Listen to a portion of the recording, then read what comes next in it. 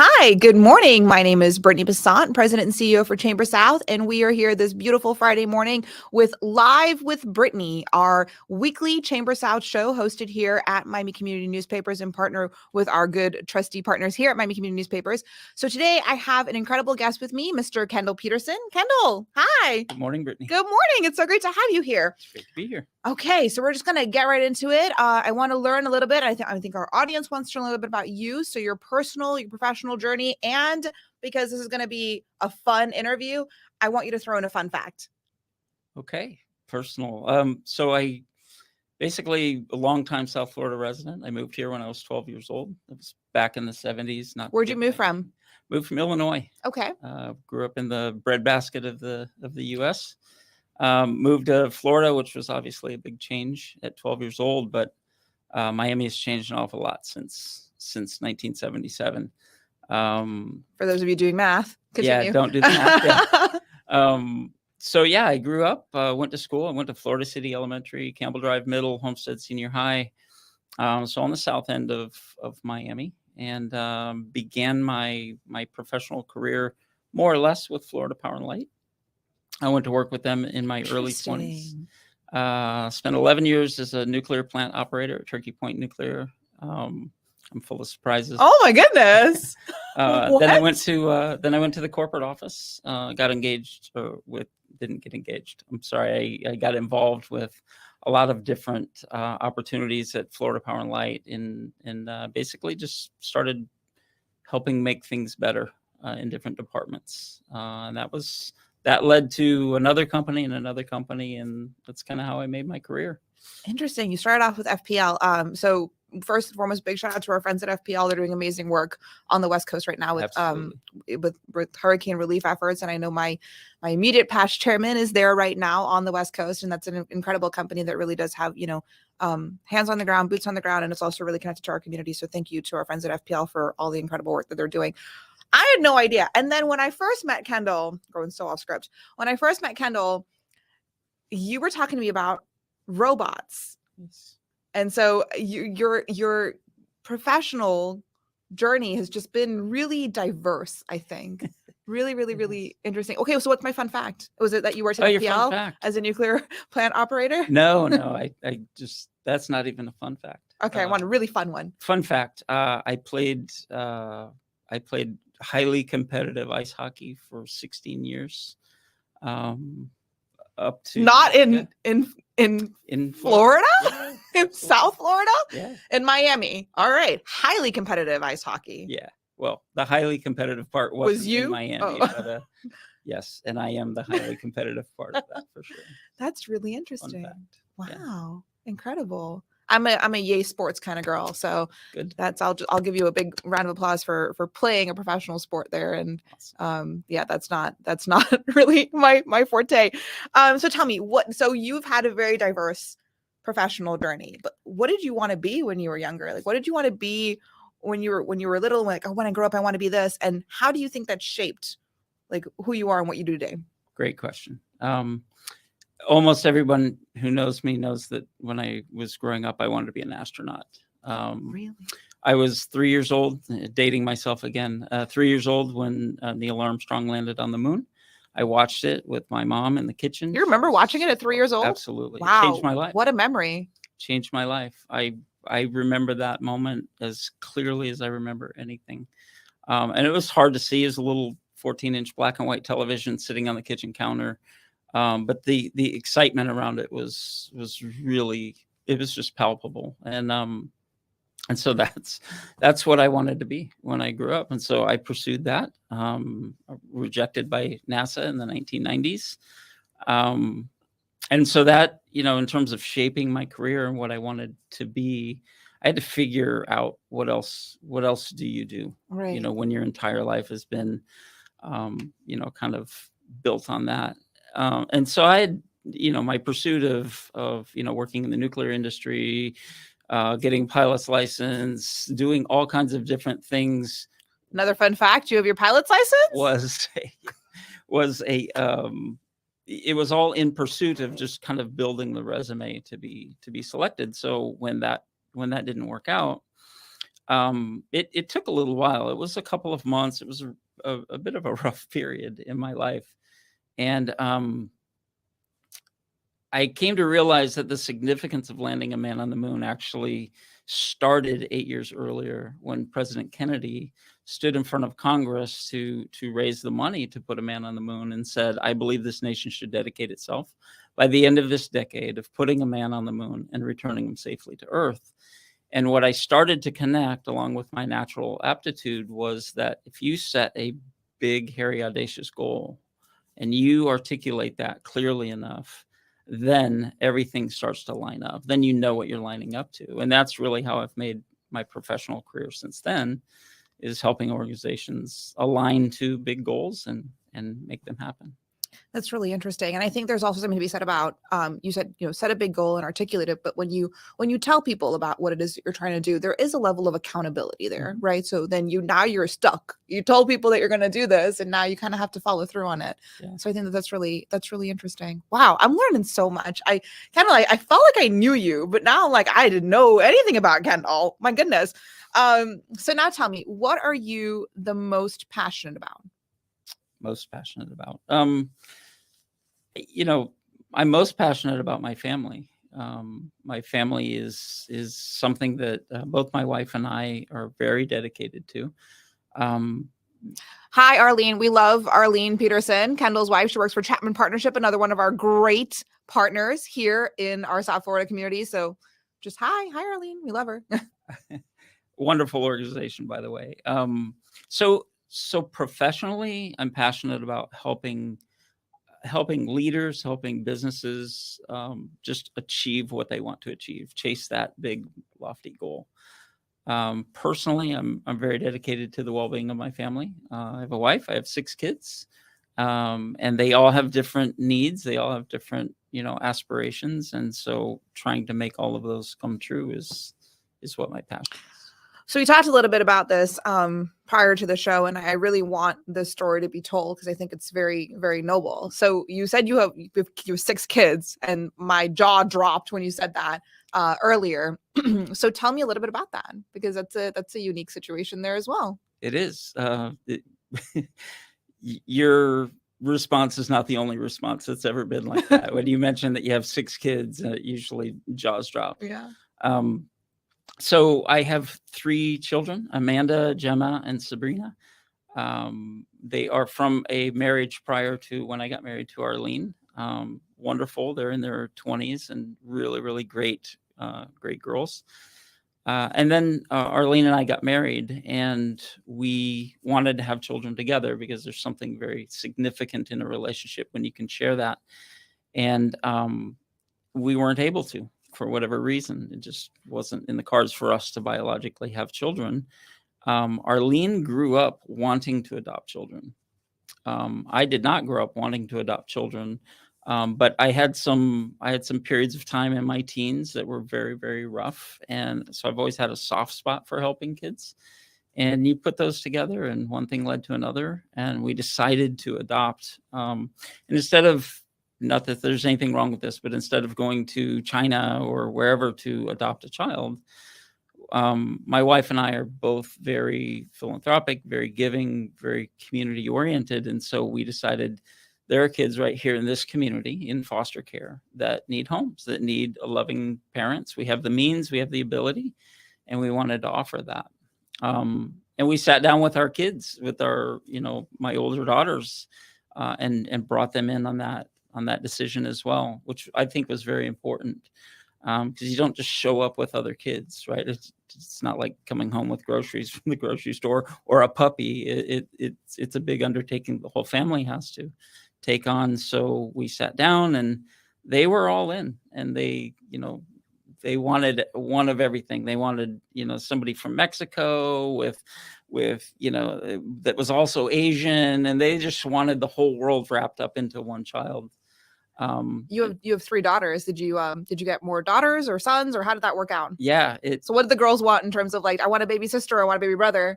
I don't remember the specifics. It was absolutely hilarious, but they wanted an Asian from Mexico named Antonio or something like that. It was very specific. It was very specific. Yeah. But they were, they were pretty young at the time. And so, we were looking for one child, right? It's thought we had one child to our family. So we got a call that there were two brothers that were in the system. And we were like, wow, that's going from 3 to 5 now. That's kind of a big step. And but why not? And it was really the first call that we had gotten from the system. So we went, we met them. It was absolute raging disaster. It was at a loud bowling alley with a bunch of other kids and hyped up on Sprite and everything else. And but we decided we would meet them again, and we met them again. We discovered that they had a sister who was not with them. They were all separated in the system, and she was going to be adopted by another family. But we decided we would keep them together. We would go through all of that effort. So as we were moving the two boys into our home, which would have kind of rounded out the family and bought a little more testosterone in for me, they said, hey, something happened. Can you also take the sister? So we went very quickly from 3 to 6. Wow.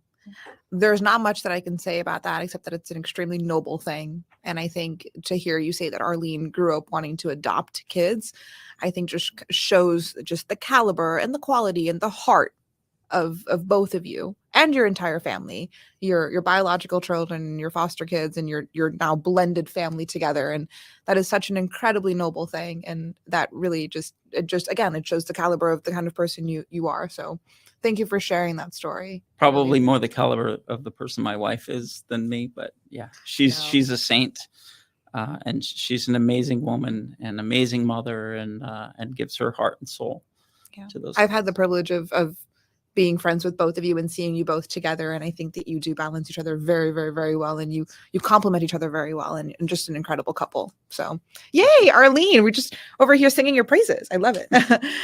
Okay. So this is Chamber South show. So we got to talk business. We got to talk shop a little bit. So tell us about your business. Tell us who you are, what you do, who you serve. Give me the whole shebang here.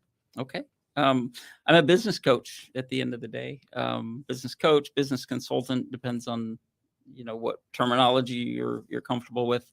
Really what I do is I help businesses and leaders grow and achieve great things. That's the easy version of what I do. If I asked you to elaborate on that, would you be giving away all of your trade secrets and just doing like free coaching on air? But kind of how do you do that? What are some of the steps that you would work with? How do I do it? I give away all of my trade secrets. I literally teach everybody how to do what I do. Because I don't own anything, nothing that I bring to the table. It's all things that I've learned. Some of it is intuition, but I believe everybody, look, there are millions and millions and millions of businesses in this world. Most of them are small businesses. So they're people like me, and millions of people out there who are struggling every day to try and make it work, right? And so the more that I can give, I'm not in it to get rich. I'm not in it to become famous.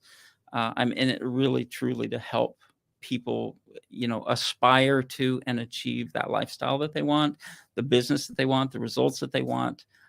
So I work with whoever it is, churches, sports teams, nonprofits, for-profits, it doesn't really matter. I was about to ask you if you had a specific industry that you work with, but it's just across the board. You serve all of our businesses, small to large, just across the board. So my ideal company would be probably in the 200 million, 250 million and below range, probably down to about 10 million. And the only reason that is the way that it is, below $10 million, then you're so worried about every dollar that you're not going to invest in the right things. It's just hard to.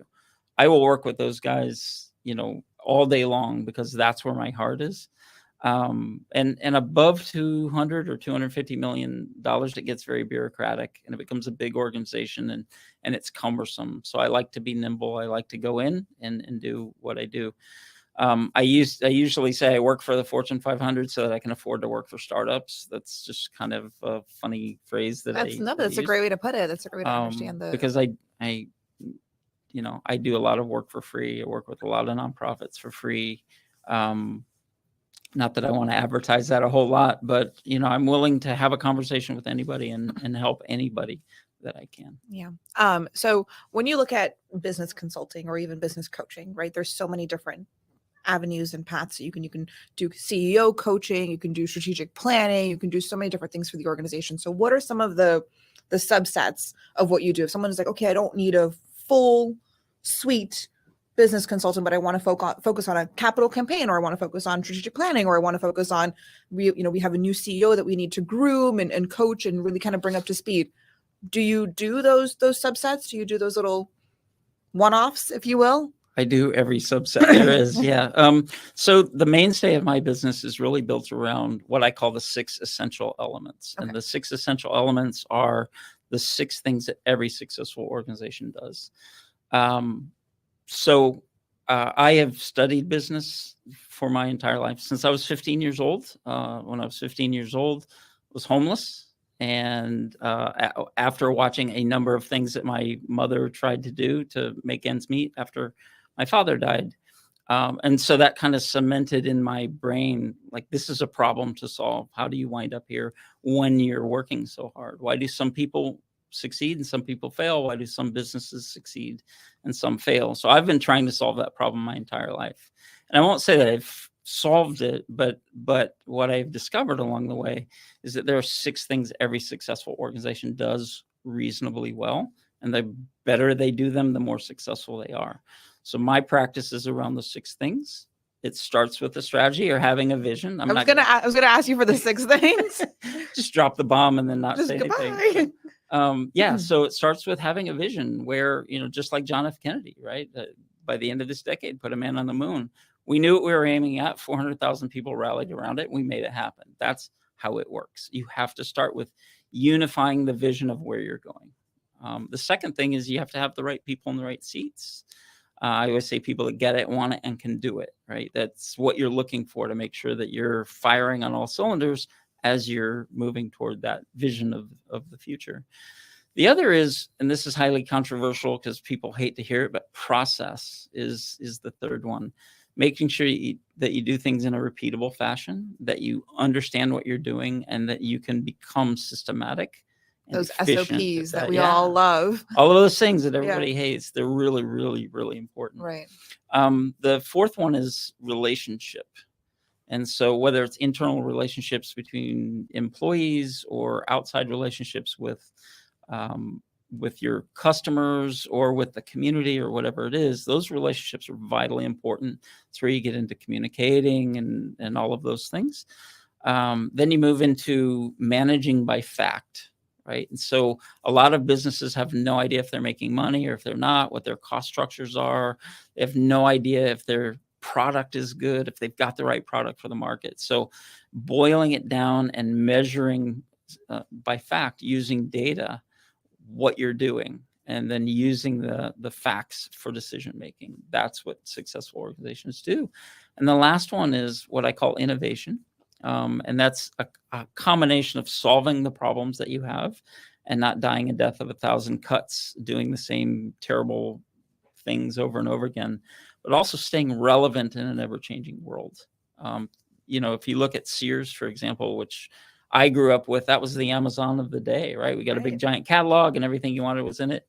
It doesn't exist anymore. Now there's an Amazon that took its place because they failed to innovate. And so I focus on those things, but always starting with the strategy, because if you don't have that, you don't know where you're going. It's incredible. It's so well outlined. It seems obvious until it is obvious. Yeah. And you have someone who can sit down with you and put that pen to paper and really come up with the strategies to make your organization succeed and be the best that it can be. And I think that's really, really, really incredible. So if you're an organization out there looking for business coaching or business consulting, by all means, we need to reach out to Kendall Peterson, and he'll be able to take care of you. We're gonna kind of wrap it up a little bit. We've got 2 more questions just to kind of get back on more of like the fun side. So what are you the most proud about? I'm probably most proud. It's the hardest, but the thing I'm the most proud of would be, what we've done with our family. I figured. I was like, I looked at the question. I'm like, I know what he's going to say. Anytime, and even professionally, it kind of falls into that. But anytime that you can make a positive impact on somebody's life, then it's worth doing, even if it comes at a great personal sacrifice. So I'm most proud of that. That's incredible. Yes, you've changed lives, and that's amazing. You and Arlene. So thank you for that. And to wrap it up, really kind of as we close out here, what's some of the best advice that you've ever received? And what advice would you like to leave our audience? Because I get advice all the time that's great for me, but not for everybody else. So what's the best advice that you've ever received? And what would you like to leave our audience with today? I'll tell you, I was probably 19 years old when I heard a speaker that I was so drawn to that I wanted to become that person. And he said, I'll cut the language because there's some bad language in it, but he basically said, if you walk down the right-hand side of the road, then you're going to make the people on the left really angry. And if you walk down the left side of the road, you're going to make the people on the right side really angry. But if you walk down the middle, you're just going to piss them both off. And that really, that stuck with me, right? You need to know what you stand for and know what you believe in and stick to it without swaying in the wind. And that has served me well. It's, cost me friends. Maybe it's cost me business opportunities, but I know what I'm grounded in. I'm grounded in my faith. I'm grounded in my family, and I'm grounded in doing what's right. Now, what would I share? We have a saying in our family, which we try and teach our kids, and that is, everything that you want is on the other side of hard. And that has proven itself to be so true. If you shy away from the easy stuff, if you shy away from the hard stuff, if you shy away from the work, you're never going to get what you can get. You're never going to get what you deserve, and you're never going to get what full value of what you have to offer in this world. So everything you want is on the other side of hard. Yeah. So what is it that you can make some of the people happy all of the time, or all the people happy some of the time, but you can never make all the people happy all of the time? And then, of course, nothing worth having ever comes easy. Right. And there's always so much hard work, whether you see it or whether it's going on behind the scenes. You really need to put in the work, and you need to be able to make that difference, to be able to achieve your goals. So thank you so much, Kendall. I hope that we made all of you happy with this interview, and that you enjoyed listening to our chat here with Kendall. And we'll be hosting these shows every Friday morning at 10 a.m. We'll be doing them weekly with ChamberSOUTH. So if you want more information on how to be involved with ChamberSOUTH or how to be on the show, please reach out to us at chambersouth.com, and we'll see you next week. Thank you.